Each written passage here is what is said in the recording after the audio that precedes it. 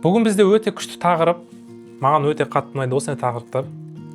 1 килограмм сәбізден қанша пайыз таза сок және қаншасы қоқысқа кетеді, оны есептейміз. Сосын айтады ғой, таза сок ішіңдер, таза сок қымбат деп ше, соны тексеріп көреміз бүгін.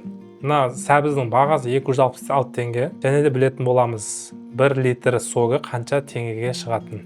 Таза сок. А то ондай ғой, натуральный нәрселер бәрі қымбат деген сияқты ше. Менің ойымша даже арзан шығып қалуы мүмкін ше. Егер өзің жасасаң осылай үйде, тексеріп көреміз. Және де деп ішеміз. И мынаның весін алып тастаймын. 0 болды мына.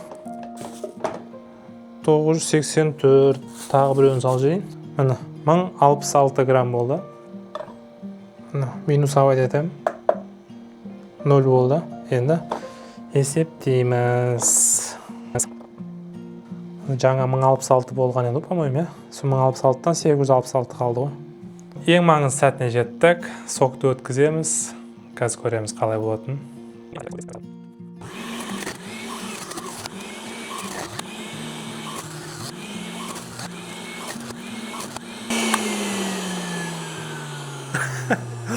Мынаны қарасаңыздар. Өзінше мынанша сәбіз әкеліп алдым да, мына кувшин дайындап қойған ғой, соны жинауға ша. Сөйтсем бір кружкада болады екен ғой. Таза салмағын өлшеп көреміз. Мынау морковный соктың, сәбіздің соғын таза салмағын. Қарасаңыздар, күшті ғой, әдемі. Таразға қойдым. 0 болды. Алып тастасам минус 950. Қойсам 0. Енді мынаны құйып көреміз.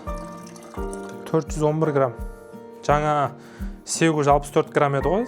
Сәбіздің салмағы ашылған. Таза суы 411 грамм шықты. Негізі сонда сәбіз мен ойымша андай сияқты, кішкене сок аз ба, кішкене солып қалған. Егер свежий болса, мүмкін жақсы болар еді. Тырсылдап тұрған сәбіздер болады ғой. Керемет ғой. Андай ғой, мягкий ғой. Жұмсақ.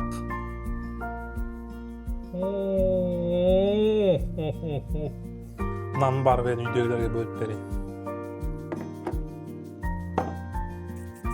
Сонда менің есептеуім бойынша 2,6 килограмм сәбізден таза 1 килограмм сәбіздің соғы шығады.